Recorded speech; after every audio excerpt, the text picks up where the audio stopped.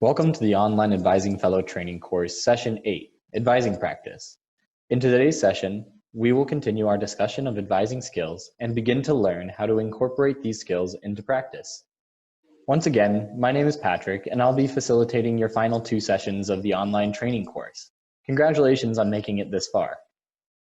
In the previous session, we learned about the 3 pillars to becoming a successful advising fellow.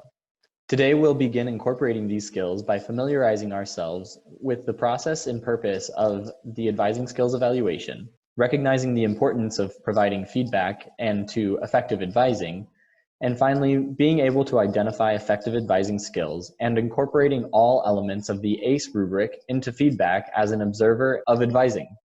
In today's session, you'll need your advising skills evaluation rubric at the ready. You can locate this in the materials column for session 8 in the Online Advising Fellow Training Course tab in Airtable. You will be needing this for an activity later in the session, and it will help you stay grounded in our discussion of the ACE generally. You will also need to have a place to record feedback, mark observations, and save questions during the sample role play scenario activity that we'll do later in this session. Please take a moment to pause the webinar to pull out these materials. So what is the ACE? The ACE is the Advising Skills Evaluation. And while it's intentionally rigorous, this year we have provided more opportunities to practice advising, prepare for an advising session, and become familiar with samples of great advising, which will help you prepare to take the ACE. We expect that with this longer runway and providing you with more experience, you may be more prepared to pass the ACE in one of your first attempts. The ACE itself is the most rigorous aspect of the Advising Fellow certification process and must be passed in order to be certified as an matriculated Advising Fellow. You do not need to be an expert on content to successfully pass the ACE, but you do need to be able to show all of the skills outlined in the ACE rubric and receive a 2 or higher in every category over the course of a single scenario to pass. The ACE is a 15-minute mock advising session followed by positive and constructive feedback that is guided by the ACE rubric. And this feedback will be provided by the head advising fellow or the advising fellow leadership team member who conducts your ACE. You'll have 3 attempts to pass the ACE, and if you do not pass after the second attempt, you'll be provided with additional one-on-one practice with your head advising fellow in order to conduct your final ACE with a matriculate staff member. The goal here is not to make you fail the ACE. The goal is to get you up to speed enough in order to be prepared to work with your high school students. You'll not know all of the context in the scenario as you conduct your advising role play. However, each scenario will concern the development of a balanced college list. This is only to make sure that you do not feel surprised when you begin your scenario, but again, we will not be grading you on your content knowledge, only on the skills that you employ during the delivery of information and the way that you structure your advising session. It's important to note also that the ACE is only 15 minutes long. This means that you will not have time to go in depth into any part of the content, and that it will not resemble a real advising session. Again, this is in service to practicing advising skills. In the scenario, your assigned head advising fellow or advising fellow leadership team member will follow their script and pivot somewhat quickly in order to ensure that you have a chance to practice every skill on the ACE rubric. They will also provide both written and verbal feedback at the conclusion of each role play for you to practice and review before your next ACE and as you prepare to work with your high school fellows. Though failure to pass the ACE on a 3rd attempt may result in dismissal, to be completely transparent, we have not come across this scenario before. It is our expectation that we provide you enough training and support in order to pass the ACE. Let's review the 3 pillars of advising. The ACE itself has been designed to assess the advising skills that have been identified through these 3 pillars. As a reminder, these 3 pillars of advising are high school-centered thinking, persistence, and an active advising. For a review of these 3 skills, please feel free to go back and watch Session 7's webinar or to simply review your notes from that webinar. For now, let's take a look at how these skills are reflected in the ACE rubric.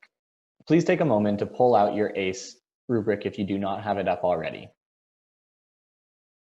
Three things that I would like to point out on the ACE rubric are the scoring, which are from 0 to 3, 0 being the skill was not demonstrated in the session, and 3 being that you are an absolute expert in demonstrating that skill.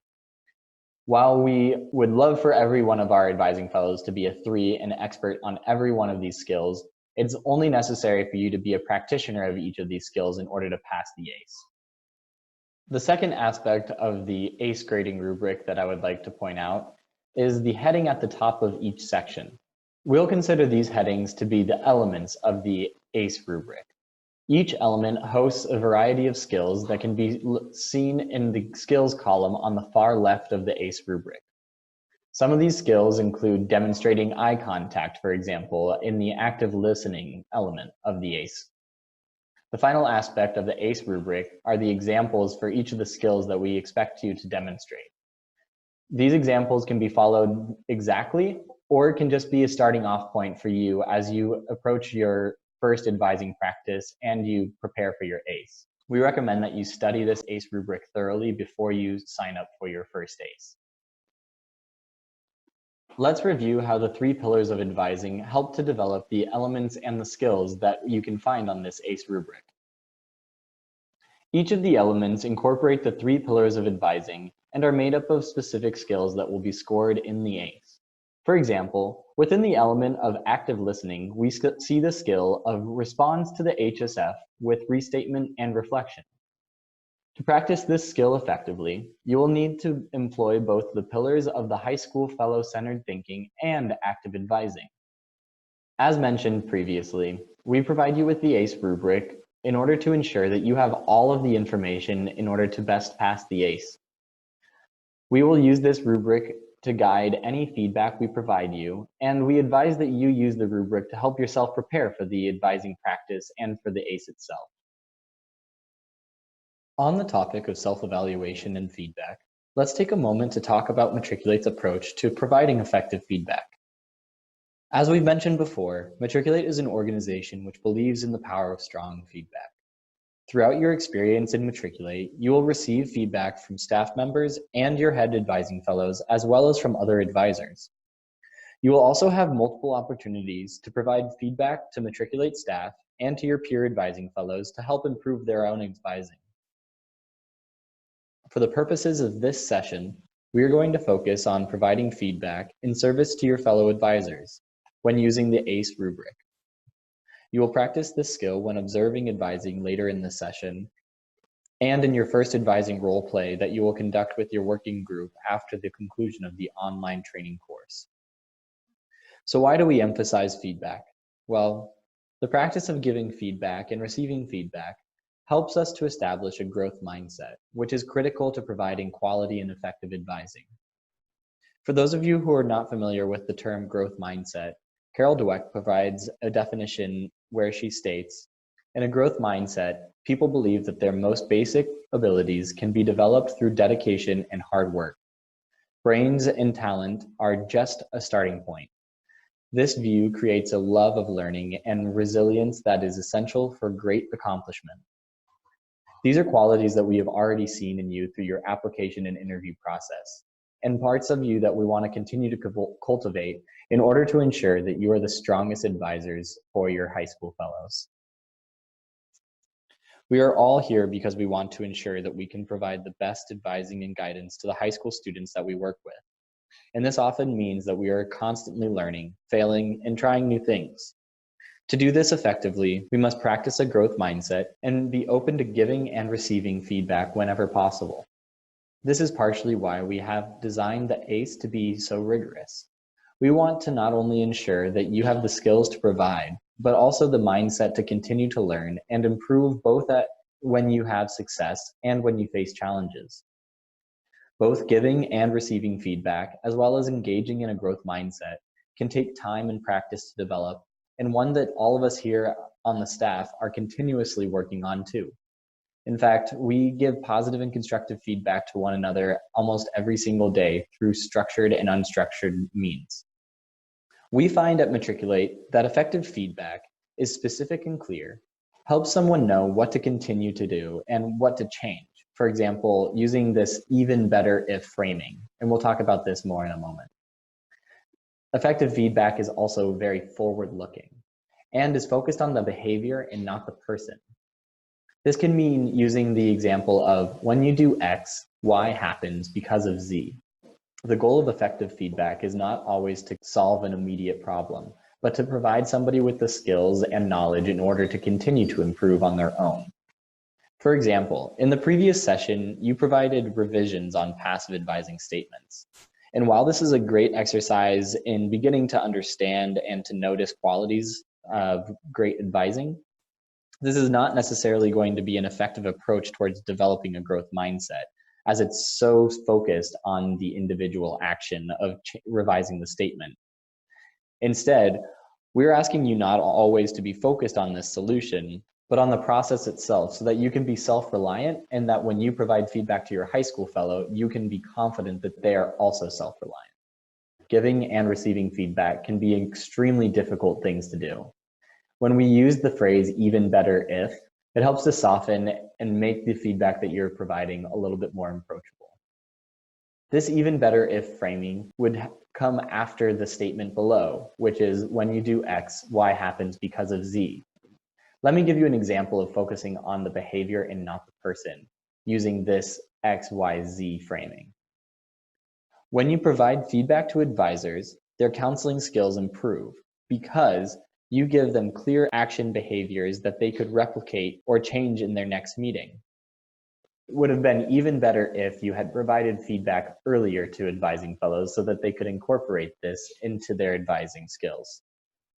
When we're open to giving and receiving this positive and constructive feedback, we're constantly improving the services that we provide as advising fellows and increasing our capacity for a growth mindset. So positive feedback, to give more clear definitions of what positive and constructive feedback are, positive feedback can be thought of as encouraging us to continue to practice behaviors that we've already begun in order to acknowledge our efforts and accomplishments that we've made so far. Constructive feedback in tandem helps us to reveal the areas for improvement that are specific and actionable rather than personal and defeatist. When providing positive feedback, it's important to be extremely specific so that the advisor knows what behavior was strong. An example of positive feedback might be, Mary, when you started the session off by asking the high school student about how they did in the basketball game, you're showing that you are actively listening when they talk about their personal life. This will allow you to continue to form a positive relationship with your high school student. With constructive feedback, you want to highlight a practice or behavior that an advisor should change or alter to better support their student. Specificity is also key with constructive feedback. The advisor should be very clear about the action that they should change for their next meeting. For example, Mary, when you provide 3 minutes of helpful information to a high school student and do not include time for them to ask questions, the student can get lost and might miss some key parts of that information that you just conveyed. Together, this positive and constructive feedback can help an advising fellow or high school fellow focus on behaviors that they can continue to improve on, as well as continuing to show behaviors that they're already practicing. Now that we've heard a few examples of positive and constructive feedback and reviewed the structure for providing effective feedback, let's take a moment to do some practice together. In a moment, I will play a short video of a sample advising session. The person in that main screen will be Valerie, who brought you sessions 3 and 6, and will be playing the advising fellow, while Jalen, in the smaller screen, will play the high school fellow. You will be the observer of this sample advising session. This means that you'll be taking notes, providing feedback, and a score of the effectiveness of Val's advising using the ACE rubric. Please ensure that your rubric is visible and that you have a place to take notes and provide feedback. At the conclusion of the sample session, I will walk you through my scores and feedback as a model for you to compare to. It's important to note that because this session is so short, not all skills on the ACE rubric will be practiced and therefore will not be able to be observed. If a skill is not practiced, do not give the advisor a score. However, if there was an opportunity for the advisor to practice this skill and they did not, score them accordingly with either a 0 or a 1, depending on their level of engagement. During your actual ACE, we will be sure to give you an opportunity to practice each skill. If you need a moment before I start the sample ACE to get yourself organized, feel free to pause your video now. I recommend that you do not pause your video during the session in order to keep it most realistic for yourself when observing real scenarios in your working groups and during practice trainings later on. Again, Val is the advisor that you will be scoring. Val is in the large screen. Jalen will be playing the high school fellow in the smaller screen. Hi, Jalen. How are you? Hey, Val. How's it going? Things are good. I'm just back on campus now. So had my first week of classes after winter break. How about you? How are you doing? Yeah, things are good. Yeah, like back from the holidays and like classes are getting kind of busy, and I'm in band and I'm also on the volleyball team, so I have a lot going on, but and I'm in like a bunch of AP classes, so like I feel like I'm always super busy after school. But yeah, it's things are good. Yeah, it sounds like it's been a busy week for you. Well, I'm glad you had time to still meet up and talk about the college process a little bit.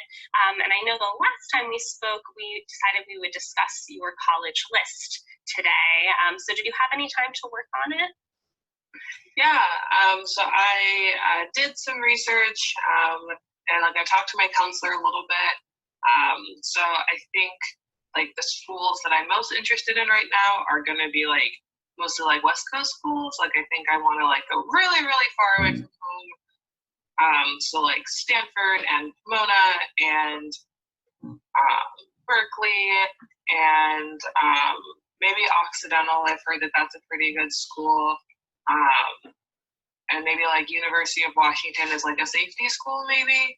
But yeah, just like I only want to look at schools on the West Coast, because like I don't know, I feel like that's the most important thing, because like I feel like if I'm like warm and I like the weather, then I'm totally gonna be a good student. Like that's the only thing that matters, location. So yeah, well, I'm glad you know where you want to go. That's a really great place to start. And we can definitely talk more about how to now make that list a little bit more balanced.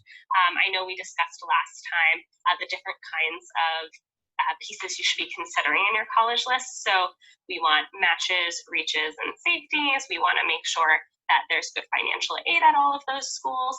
And it's, like I said, it's really great that you have a sense of where in the country you want to go, but we can also add some tweaks to your list to make sure that there's geographic diversity too, just so that once you're going through your options, after you've been accepted, you will have a little bit of a range, just in case you decide you want to stay closer to home, or if anything changes.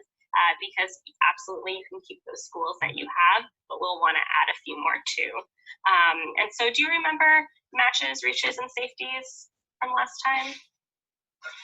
Yeah, I think so. So matches are supposed to be schools that like my grades and my test scores are like on par with their average, and then safeties are ones where like I'm doing better than the average, and reaches like I might be a little bit below their average.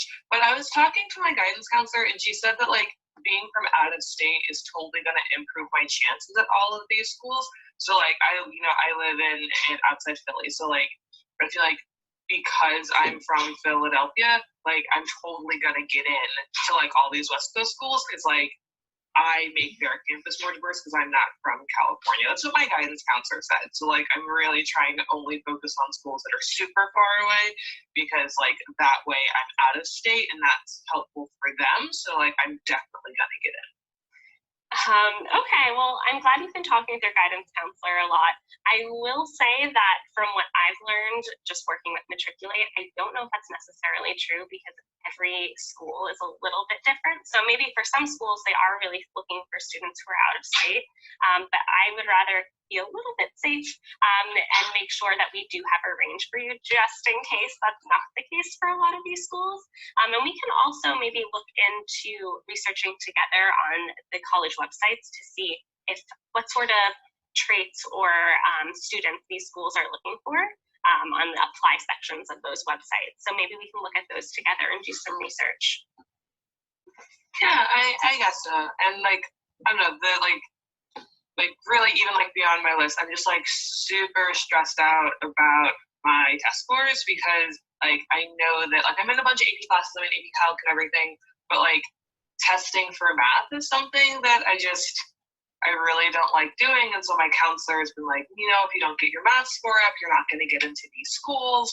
And so now I'm just like really stressed out about that because like I want to go super far away so that I can increase my odds of getting in. But then she's like, you won't get in if your test score isn't good. So like I don't know what to do now. I'm like really, really stressed out about like getting a better math score. But then like I don't know if I'll still be competitive at these schools. And it's a lot. Yeah, I completely understand. I actually had a lot of trouble with the math section of the SAT when I was taking it myself. And I was really sure I wasn't going to do well. I was studying forever. I even made like a little study group with a couple of my friends, and we were meeting every week. And I was still really worried. But my tests actually ended up being okay. And I got into the school that I wanted to get into. So I think that it goes to show that, even if you're worried about it, there's still a chance. But we can definitely work out a time for, maybe we can make a schedule where you can include some more study time during the week. So you'll feel a little bit more prepared when you take the test again. Okay, yeah, I guess that makes sense. Do you know like what like the average number of hours people who got into Stanford spent studying for the SAT? Because like maybe if I studied the exact same number of hours as everyone who went there, then like I would totally get it. I have no idea on that one. We can research and see if there are any kind of suggestions that maybe SAT, maybe the College Board has in terms of studying. But I think that, because everyone's different, it's better to focus on what your style of learning is. And I think that we can, make a note on our calendar for when you can study for that and when you can do a little bit more research on your college list. So then next week when we touch base, you'll feel a little bit more confident. How does that sound? Okay, yeah, I think that sounds good. Okay, cool. So for next week, how about you spend some time looking into each of the schools on your list, and maybe also adding a few more lists just from around, or a few more schools from around the country that you might be interested in? Okay, yeah, I could do that. Okay, perfect. We'll talk then. Okay, great. Thanks so much. All right. Bye, Jalen. Bye. Now that we have completed the session, take a moment to wrap up your notes and by pausing this webinar. At the end of any practice advising session, we will always provide you with verbal feedback as well as written feedback. For today's session, we're going to focus on written feedback. Let's begin by discussing the active listening element of the advising skills evaluation. When we are providing positive constructive feedback on the ACE, we begin by providing scores for each skills to help guide any written feedback that we provide. For demonstrating eye contact and inviting body language, I gave Val a 2. I thought she was very engaged with her HSF throughout the session. For responds with high school fellow with restatement and reflection, however, I provided Val with a 1. I think that there's still work for her to improve this skill. The same goes for asking closed and open-ended questions. I thought that Val did a pretty good job at asking some closed-ended questions, but I would like her to explore the open-ended questions. We'll talk about these a little bit more in your in-person training. For infusing empathy in responses to validate when appropriate, I gave Val a 2. I thought that she practiced this skill fairly well. While she can always still improve, I would rather her spend time in working on these other 2 skills within the active listening category. The positive feedback that I provided was that I thought that Val was clearly engaged with this meeting and that she gave her full attention to her student. She also shared just the right amount of concern for her student while also conveying a motivational energy. For constructive feedback, I've used that XYZ framework. I would like to see you use a variety of questions in order to get a better sense of your high school fellows' thinking. Many of your questions were open, which made you lose track of the meeting agenda. The feedback that you see in front of you now is fairly broad. What we would like to see in any of the feedback that you provide are more specific examples of when an advising fellow actually practiced or didn't practice a skill by trying to write down what they've said verbatim and repeating those words back to them with that even better if framework. How do your active listening scores compare to mine? Let's take a look now at the informing element of the ACE rubric. For the skills showed here, I gave Val more ones. I think that there's a lot more room for her to improve on the informing category. Remember, when informing on the ACE, it's not about content, but it's about the delivery. So for example, sharing succinct and bite-sized pieces of information, I gave Val a 1. There were moments where she shared a lot of information with her high school fellow, and as we mentioned in the active listening category, she wasn't repeating that information back, which makes it harder for the high school fellow to synthesize. For encourages high school fellow to practice a behavior or skill, I also gave Val a 1. If you look at the examples provided on your ACE rubric, you can see that Val could have practiced looking up some of those reach, match, and safety schools as opposed to just talking about them. Again, though this was a short session, I think that she did have an opportunity to practice that skill or at least offer to practice that skill, which is why I gave her a score on this one. For using a balance of information and personal anecdotes in this session, I gave Val a 2. She was really empathetic and shared her own personal experiences that were immediately relevant to the content that was being covered. For checking for a high school fellow's understanding of the information provided, I've already mentioned this before, I gave her a 1 because I didn't hear her asking those questions and asking Jalen to repeat information back to her. And finally, for organizing a session with a targeted and intentional manner that served the needs of her high school fellow, I gave Val a 1. Though at the beginning of the session, she did lay out what the goals of the session were, we kind of got lost in various questions that the high school fellow brought up. And as the advising fellow, it's your job to make sure that you stay on track throughout the session. The positive feedback that I've written are that I felt that Val I thought Val provided really quality use of anecdotes about testing experiences. Here we see in my positive feedback that I've been even more specific about the moment that she was producing that skill. I've also explained why that experience was positive. For constructive, I spoke to when she first began, and she spoke to 3 different subjects, but then circled back to reach, match, and safety. It could have been even better if she had spent that time only on one subject at a time. That would help break up the session so that it was more succinct and bite-sized. I'd also like to have seen her ask her student to repeat back to the information that she provided. This would make certain that they understood all that she had said and not just parts. It also gives her an opportunity to repeat herself and explain differently if necessary. Finally, let's move to the accuracy score.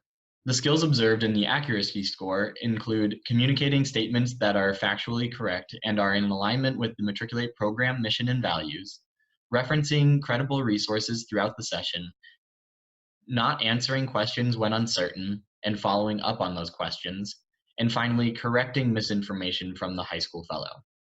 Without going line by line, for the positive feedback that I provided Val, I said that she clearly stated that she did not know the answer to her high school fellow's questions and about study hours without being condescending or minimizing her idea. Moments like these can be difficult to navigate at times, and it's important to remember that your high school fellow is coming with a bunch of different information from a bunch of different people, and without stepping on the toes of her student's college counselor, she was still able to have a conversation about the high school fellow's misinformation.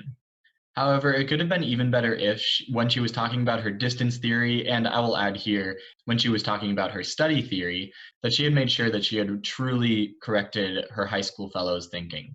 I would have liked to have seen her say, I'll follow up with an article that talks about this misconception, or speak about the factors that are directly considered in admissions rather than distance, and the factors that go into studying for a test a little bit deeper that aren't just about study hours.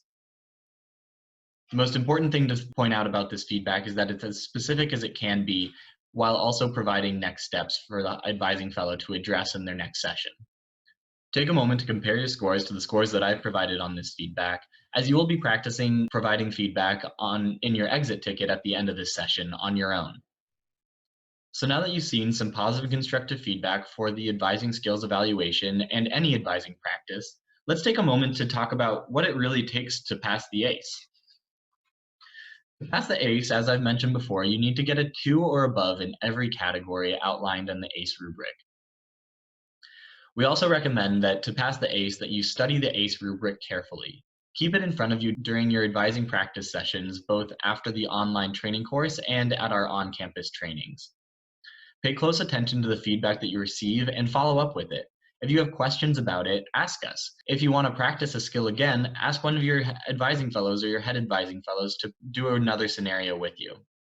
And finally, review the advising fellow curriculum just to get a sense of how to organize a given session. Again, the ACE doesn't require you to have content knowledge and is really only based on your skills, but the Advising Fellow curriculum is a really great resource to help you learn how a session might be conducted. To help guide your review of the Advising Fellow curriculum, we recommend that you review the college list. This will be the topic of your advising skills evaluation. We've reached the end of session 8. In this session, we introduced and discussed the Advising Skills Evaluation, or the ACE, which is the final step of the AF certification process. The ACE itself is intentionally rigorous to ensure that all advising fellows know how to incorporate the skills of quality advising. One of the most critical skills that an advisor practices is a growth mindset, which helps to drive our dedication to positive and constructive feedback as we strive to become the most effective advisors. To complete online advising session 8, please navigate to the exit ticket linked on your online training course platform in Airtable. In the session that you will watch for your exit ticket, Jalen, the high school fellow in today's video, will play the advising fellow. The instructions are laid out clearly in the exit ticket. but the link will bring you to the feedback form, which includes the instructions, the ACE rubric, and another link to the sample advising session itself. You will begin the sample session and record your scores and feedback in the form. Once you have revised and are satisfied with the feedback and scoring that you've provided, you can submit the form attaching your name at the top. You will receive a copy of this submission. If you experience any technical issues at all with the sample ACE video or are uncertain how to complete the ACE scoring rubric, please reach out to me at my email address listed here on this slide. In the next session, session 9, we will do a brief review of the entire Advising Fellow training course and discuss next steps for your working group meetings.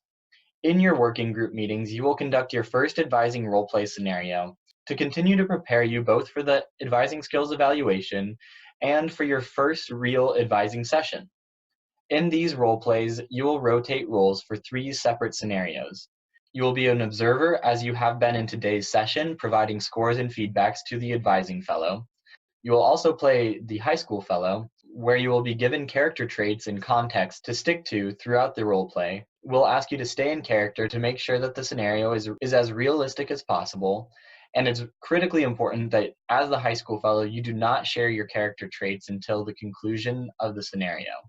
Finally, you'll practice being the advising fellow.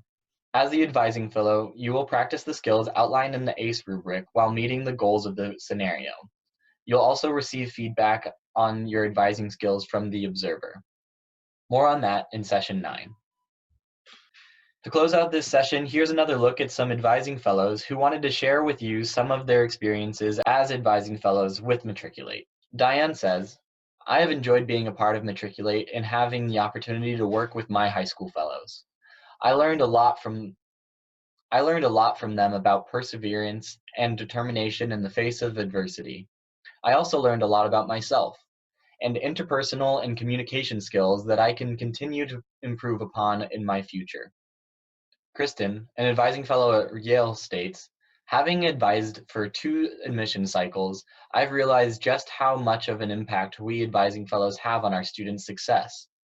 Many of our students come to Matriculate for help because they just didn't know what direction to go or where to start with their college search process. The advice and resources we give our students is absolutely invaluable, and our students continue to use these resources even during their first year of college. I enjoyed seeing my students thrive and make a positive contribution to their college campus, and I hope they will pass on their knowledge and wisdom to students just like them." In these advising fellows statements, we see some of the skills that we talked about today, including a growth mindset and active advising. That's it for today's session. Thank you for joining me for session 8. I will see you again at our last session, session 9. Good luck with your feedback practice.